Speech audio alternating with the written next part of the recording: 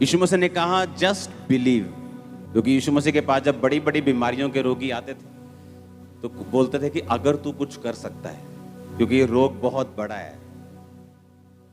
उनके माइंड में पिक्चर थी कि बहुत बड़ा रोग है, फलाने को हुआ था वो मर गया, उसको भी हुआ था, मेरे रिश्तेदार को हुआ था वो मर गया, अगर तू कुछ कर सकता है। तो यीशु मसीह ने कहा तूने अगर क्यों बोला, विश्वास करने वाले के लिए सब कुछ हो सकता है। परमेश्वर हमें उस पोजीशन पे लेके जाना चाहता है जहां रोज परमेश्वर हमें असंभव संभव होता दिखाए।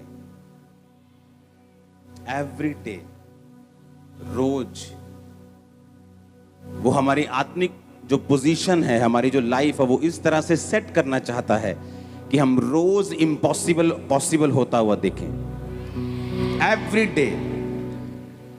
कई बार जो हम मांग रहे होते परमेश्वर हमें देता नहीं, जस्ट हमें चेक करने के लिए, हमारी विश्वास योग्यता को परखने के लिए। जैसे मुझे उसने चेक किया हीलिंग अनॉइंटिंग देने से पहले, खुद बीमारी में रख के, इतना बड़ा काम देने से पहले खुद मेरी वफादारी को उसने चेक किया। कई बार वो इन कारणों से हमें रोक के रखता है, लेकिन उसके साथ भी वो हमें ऐसी पोजीशन में चाहता है कि हम रोज असंभव कामों को संभव होता हुआ देखें। यही परमेश्वर का प्लान है आपकी लाइफ के लिए। परमेश्वर चाहता है हम इस पोजीशन में रहें, हमेशा इस तैयारी में, इस पोजीशन में रहें कि हम रोज एवरी डे अपने बच्चों में, अपनी लाइफ में, अपनी फैमिली में रोज एक नया मिरेकल्स देखें, रोज एक नया चमत्कार देखें। एवरी डे वो ऐसा सुपरनेचुरल हमें बनाना चाहता है। हमारा शरीर उसके आड़े आता है, हमारा व्यभिचार, हमारा गुस्सा, हमारी लड़ाइयां, हमारे झगड़े, प्रार्थना का ना कर पाना, प्रार्थना में ध्यान ना लगाना। मेरा प्रार्थना से ध्यान नहीं लगता, किसी का नहीं लगता। मेरा प्रार्थना में मन नहीं करता, पास्टर्स का भी मन नहीं करता, मन किसी का नहीं करता। लेकिन जब मालूम होता है कि ये कड़वी दवाई मेरे शरीर को हील कर सकती है तो हम पीते हैं। और जब हमें मालूम होता है कि परमेश्वर की प्रेजेंस में अगर हम रहेंगे, उसकी हजूरी में हम रहेंगे और प्रेयरफुल रहेंगे और वचनों पे चलते रहेंगे और लिखित वचनों से हटेंगे नहीं, तो परमेश्वर ये ऐसे काम करता है कि हम रोज इम्पॉसिबल को पॉसिबल होता देखें अपनी लाइफ में। ऐसा रोज होगा। आपने एक मिरेकल सुना, हम रोज सुनते हैं। हम मंगलवार भी सुनते हैं, हम सोमवार भी लोगों को सुनते हैं, हम बुधवार भी सुनते हैं मेरी लाइफ में ये काम हुआ, हम वीरवार भी सुनते हैं, आप संडे थर्सडे सुनते हैं और रोज प्रेयर माउंटेन की शायद प्रार्थना में सुनते होंगे, लेकिन हम रोज सुनते हैं। ऐसे लोग जिनको यूट्रस का कैंसर था, ऐसे लोग जिनको अंदर जिनके बड़ी रसौलियां कैंसर की बन चुकी थी, जस्ट एक विजिट चर्च में आए वो एक बार 7 समुंदर पार से, जब वापिस गए लाइफ चेंज थी। मैं जस्ट एक टेस्टिमनी आपको दे रहा हूं। और जब उनकी टेस्टिमनी आती है और जब वो बताते हैं कि हमारी पूरी लाइफ, हमारी पूरी जिंदगी, मेरी पूरी जिंदगी इस बीमारी के आसपास थी, शादी नहीं हो पाई, काम नहीं कर पाई, फैमिली से बना के नहीं रख पाई, लाइफ में इमोशनल डिस्टर्ब रही, मेरी जिंदगी खराब हो गई। लेकिन जब मुझे मालूम हुआ कि परमेश्वर हील, और मैं क्रिश्चियन लोगों की बात कर रहा हूं, और फैसला किया 7 समुंदर पार से कि चलो चर्च में चलते हैं। वहां पे ले हैंड हुआ, वापिस गई, सिचुएशन बदल गई 100%। क्योंकि परमेश्वर ऐसा चाहता है, क्योंकि वो सुपरनेचुरल है, वो सामर्थी है, वो डरता नहीं, वो संभव को संभव करने वाला है। और वो ये चाहता है उसके बच्चे भी रोज ऐसा देखें और करें अपने हाथों से भी। आपके दुकान पे कस्टमर नहीं, उस जगह जहां कस्टमर खड़े होते, खड़े होकर गैर भाषा बोलो आधा घंटा, तुम सारा दिन फ्री नहीं होंगे, आपको करना नहीं आता काम। हालेलुया। परमेश्वर चाहता हम इम्पॉसिबल रोज देखें, एवरी डे। जस्ट उसको ऐसे बर्तन चाहिए जो समर्पित हों, जो तेल परमेश्वर उन बर्तनों में उंडेलना चाहता है वो गंदे ना हो, वो तैयार हों कि परमेश्वर जस्ट उंडेल सके। जितना मिरेकल आप चाहते हैं, जितना असंभव आप देखना चाहते हैं, आपको मालूम परमेश्वर उससे ज्यादा देखना चाहता है आपकी लाइफ में। पर बाइबल कहती वो वचन से बंधा हुआ है, वो वचन से इधर उधर नहीं होता। अगर आप उसकी महिमा के लिए कुछ मांगेंगे वो आपको देगा, बाइबल कहती है। उसने कहा तुमने मांगा पर पाया नहीं, क्योंकि तुम इसलिए मांगते हो कि व्यभिचार में उड़ा दो। परमेश्वर रोज चाहता है आपकी लाइफ में मिरेकल्स हो, एवरी डे। आपका फादर बीमार है, आप चर्च में आती, जस्ट अपना हाथ रखो उस पे, वो हील होगा। आपकी फैमिली में परमेश्वर आपके जरिए मिरेकल करेगा, अपने बच्चों पे, आपके रिश्तेदारों के ऊपर। इतनी सामर्थ जो यहां से लेके जाते हो, कहां खर्च करोगे? कुछ कहीं तो खर्च करो, अंदर ही अंदर वो दब जाएगी नहीं तो। और ये परमेश्वर की विल है आपकी लाइफ में।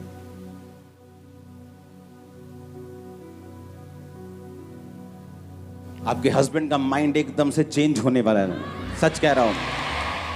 आपका फाइनेंस जिसके लिए आप 15 साल से इंतजार कर रहे हो, चेंज होने वाला एकदम से।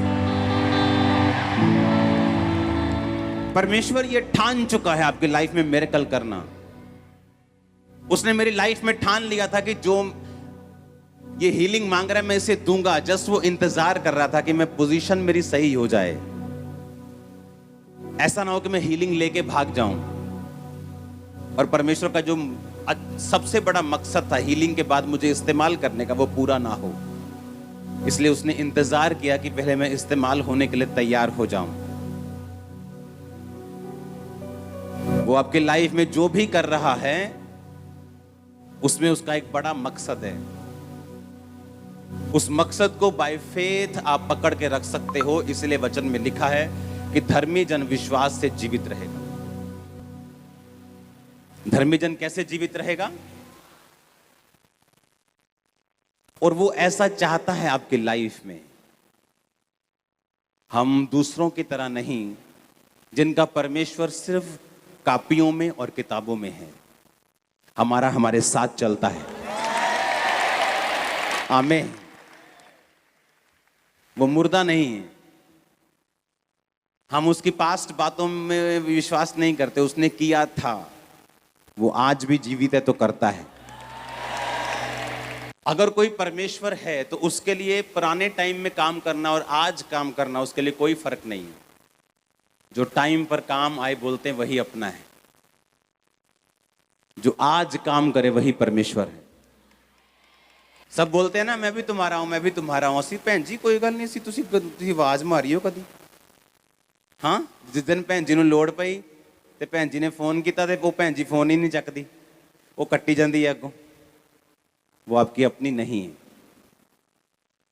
जो अपने होंगे वो एक SMS के बाद आपके घर के बाहर खड़े हो जाएंगे। और जो परमेश्वर जीवित होगा वो काम करेगा, बहाने नहीं मारेगा। आज से एक्सपेक्ट करना है, तैयारी रखनी है कि आपकी लाइफ में रोज मिरेकल्स हों। इस कॉन्शियसनेस में, इस विवेक में चलना है कि परमेश्वर मेरा जीवित है और वो मेरे साथ है और वो बड़े काम करेगा मेरी जिंदगी में अगर मैं उसके साथ अड़ा और खड़ा रहूंगा। तो आप अपनी फैमिली के मूसा बनने वाले हैं। आप अपनी फैमिली की एस्तर बनने वाली हैं।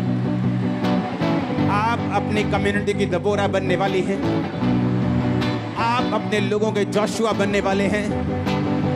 आमीन। ऊंचा ये बरकत आपकी है। Hallelujah, hallelujah, hallelujah. वो यही चाहता है आपकी लाइफ में। अपने पड़ोसी को बोलो, वो चाहता है रोज तेरी जिंदगी में बड़े काम करना। ये परमेश्वर का प्लान है आपकी लाइफ के लिए। क्या आप तैयार हैं? कैसे करनी है तैयारी? फाउंडेशन लगा के कैसे करनी है? आत्मा में रह के। हाँ, नीति वचन 8 उसकी 12 आयत को अपनी स्क्रीन के ऊपर पढ़ेंगे। मैं 3 गिनूंगा, हम 1 2 3 के बाद इकट्ठे पढ़ेंगे। 1 2 3। मैं जो बुद्धि हूं चतुराई में वास करती हूं और ज्ञान और विवेक को प्राप्त करती हूं। नीति वचन 1 उसका 7 पढ़ेंगे अभी। यहोवा का भय मानना बुद्धि का मूल है। बुद्धि और शिक्षा को मूढ़ लोग तुच्छ जानते हैं। फिर से पढ़ेंगे पहली आयत को। मैं जो बुद्धि हूं चतुराई में वास करती हूं और ज्ञान और विवेक को प्राप्त करती हूं। अब ध्यान से समझना, गहरा वचन है ये। उसने कहा मैं जो बुद्धि हूं, मैं जो विजडम हूं, चतुराई में वास करती हूं और ज्ञान और विवेक को प्राप्त करती हूं।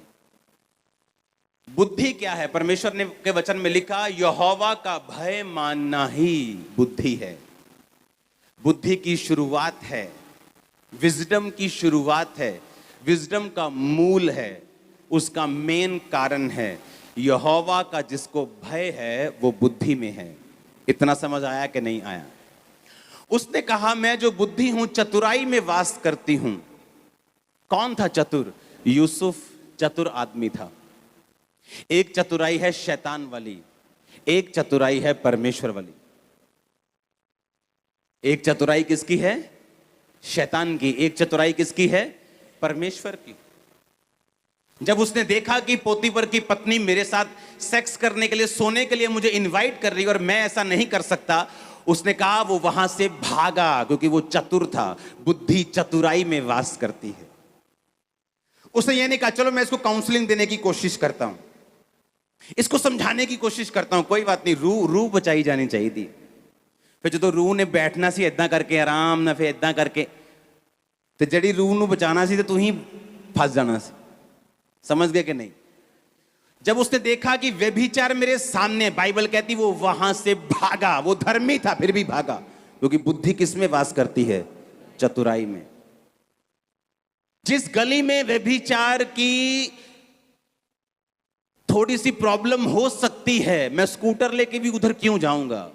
चाहे मुझे उधर से निकलना वैसे ही है, मैं किसी और गली से निकल जाऊंगा, उधर से नहीं जाऊंगा। मैं जो बुद्धि हूं चतुराई में वास करती हूं। कहता मैं फिर ज्ञान और विवेक को प्राप्त करती हूं। कौन सा ज्ञान? ये वो ज्ञान नहीं जो आप किताबों में लेते हैं, जो स्कूल और कॉलेजेस में मिलता है। वो ज्ञान अच्छा है, लेकिन उस ज्ञान की परमेश्वर बात नहीं कर रहा है। ये ज्ञान उससे ऊपर है। ये ज्ञान वो ज्ञान है जो हेवनली है, जो स्पिरिचुअल है। ये ज्ञान वो है जब आप एक रात फैसला करते हैं कि मुझे, जो मेरा भाई, जो मेरा दोस्त मुझे पार्टनरशिप बिजनेस में करने के लिए बोल रहा है, मैं सुबह उसके पास जाता हूं और मैं जाके बोलता हूं कि ठीक है मैं तेरा पार्टनर बनने के लिए तैयार हूं। और जैसे ही आप सोते हैं, अगर आपके अंदर परमेश्वर की डर है, भय है, बुद्धि है, तो रात को आपको सपना आएगा कि सुबह मत जा। ज्ञान कौन सा वाला? वो जो ऊपर से आता है। यीशु मसीह ने कहा कितने पति हैं तेरे? उसने कहा मेरा तो अभी मैरिज। यीशु मसीह ने कहा तू कितने पति कर चुकी? कितने? 5 पति कर चुकी। उसने कहा मुझे ऐसा लगता है कि तू एक भविष्यद्वक्ता है। वो ज्ञान कहां से आया था? यीशु मसीह ने कहीं पढ़ा था? कहां से आया था? हेवन से आया था। जब आपके अंदर बुद्धि काम करना शुरू करती है, जो चतुराई के साथ काम करती है, परमेश्वर ने कहा वो ज्ञान और विवेक को प्राप्त करते हैं। जब ज्ञान, हेवनली ज्ञान आपके अंदर आता है, आपको मालूम होता है कि मुझे ये काम नहीं करना, ये आदमी से नहीं मिलना, ये औरत से नहीं मिलना, ये वाला काम नहीं करना। आपको सपना आता है, लेकिन होता क्या है? जिस दिन सपना आना होता है, आपने 6 घंटे टीवी देखा होता है, आपने सारे टीवी के प्रोग्राम देखे होते हैं, आपने फेसबुक पे घंटों बिताए होते हैं, आप इतना संसार में गुमे होते हैं कि जब आप लेटते हैं आपको कोई सपना नहीं आता। जबकि आप लोगों को जो नींद है, जो आपका सोना है, वो सोने के लिए नहीं बल्कि परमेश्वर से बात करने के लिए है।